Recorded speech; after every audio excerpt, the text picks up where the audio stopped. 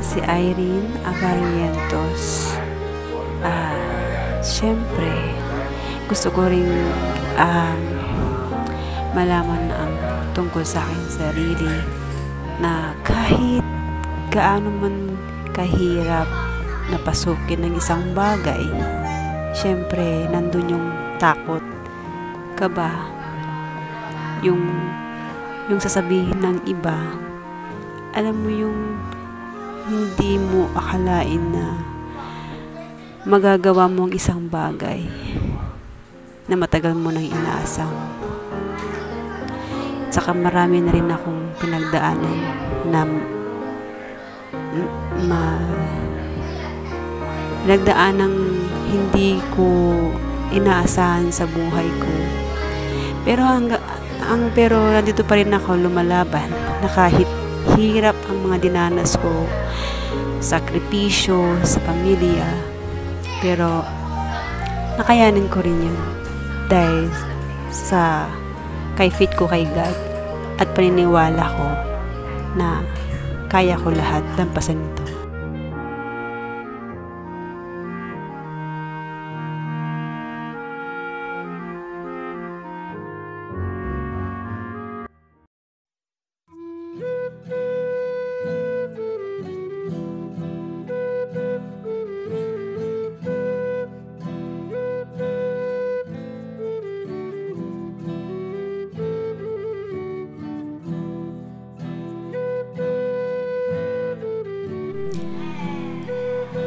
Siya si Virgie Antalan.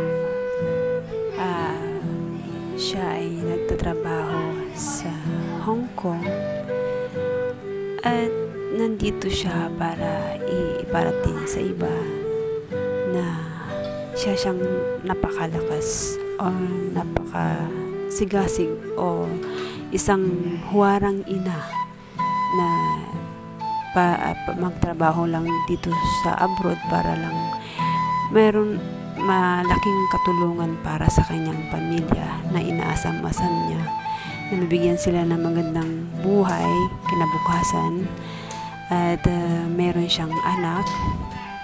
Alam natin lahat na marami tayong pinagdadaanan problema, pero nandito siya para lumaban at lakasan ng loob at paniniwala sa kanyang kakayahan.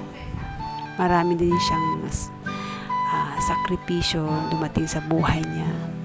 Pero kahit gaano man kalawak ang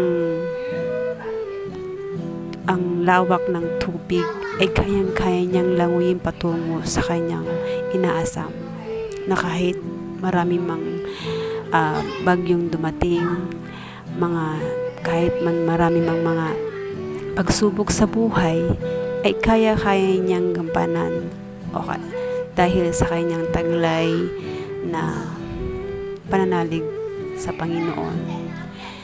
Sa siyang taong tahimik at siyempre siya siyang mainhin na tao, pero hindi natin ipagkakaila na mahina din tayo minsan pagdating sa pamilya at nagiging emotional tayo dahil sa kanyang sikap na magkaroon ng magandang buhay o kinabukasan ng kanyang pamilya.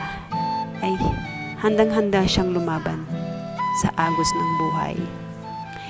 Parang lang yan, kanta na yung kung minsan nasa ibabaw, minsan nasa ilalim, yung parang gulong ng palad.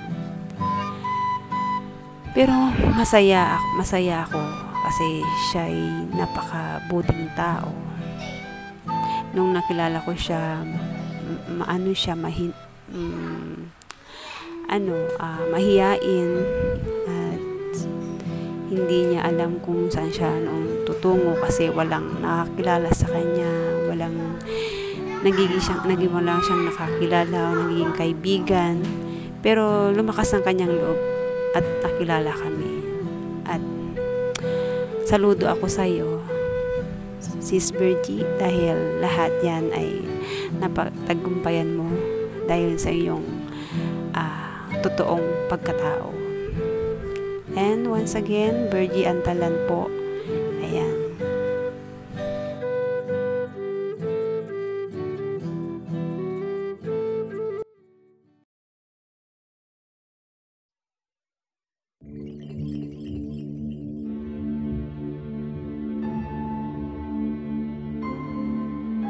Siya si Elena Habar na taga Bicol at nakapag-asawa dito sa Hong Kong at naging residente dito. At marami na rin siyang pinagdaanan sa buhay. Pero lahat ng yan, patuloy pa siyang lumalaban na kahit marami pang pagsubok na dumating sa kanya, maraming bumabatikos sa kanya. Pero ang napaka-proud akong tutong taong to kasi lahat ng tao, pag tinawag siya, wala siyang inihindian, kundi go lang siya. Minsan kami, mga kaibigan niya, nasasaktan dahil minsan umaabuso na rin yung mga ibang taong tinutulungan niya. Pero sa kanyang taglay, doon mo makikita yung concern niya, yung pagtulong niya sa ibang tao na hindi naman niya relatives o kakilala, nakilala lang niya bilang diyan lang sa tabi-tabi, pero handa niyang tinulungan na kahit alam niyang hindi niya kilala yung tao. Pero napaka-proud ako ng taong to, sobra, dahil hindi mo akalain na makikilala mo siya. Napakabait niyang tao. Maraming nagmamahal sa kanya, mga kaibigan niya. At bawat ngiti niya ay napakalaking saya o galak sa aming puso dahil nakikita namin masaya na siya. Yung free na siya kumilos. Yung mga taong nagbabatikos sa kanya ay pinapanalangin na lang niya. Pinapasa Diyos na lang niya. At ngayon, alam niya sa sarili niya na wala siyang kasalanan sa ibang tao.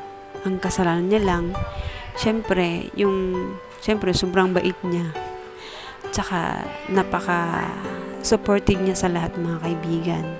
Hindi mo matutumbasan talaga yung kanyang kabaitan, yung respeto, tsaka yung ugali niya na hindi mo makikita sa iba. Napaka-bait na tao, pero sa gitna ng kanyang mga sakit na naramdaman, pero patuloy pa rin siyang lumalaban at tinatahak kahit ano pang mga pagsubok na tatahakin niya pa, ay lagi siyang ang malakas pa rin ang kanyang fighting spirit o sa pananalig sa Panginoon. Dahil sa siyang maka-Diyos, ay may takot siya talaga sa Diyos.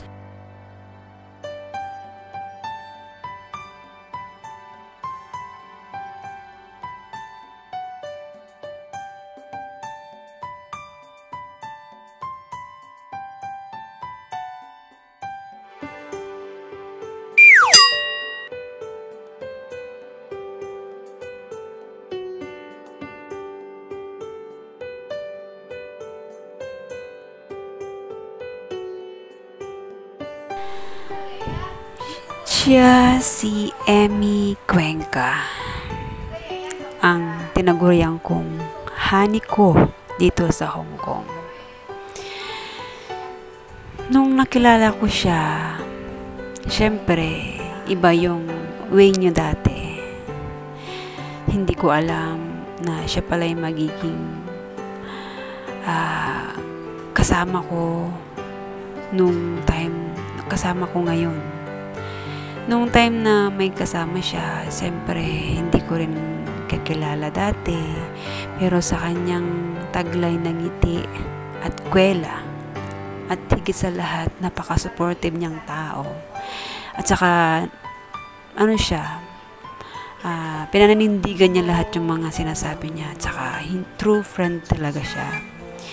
Siya yung kaibigan na sabihin mo napaka priceless ba. Wala kang masabi. Sinasabi niya lang yung kung ano nararamdaman niya, kung ano yung totoo. Tsaka yun ang gusto ko sa kanya, yung pagkatotoo niyang tao.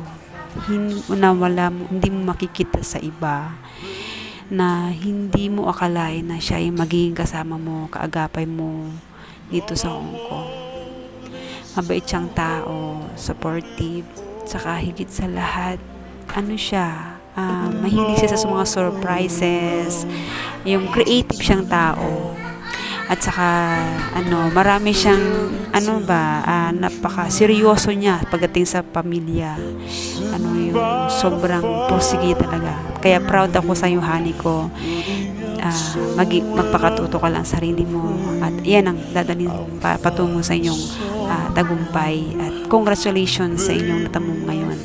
At sa sunod pang panahon. I love you very much and pagpatuloy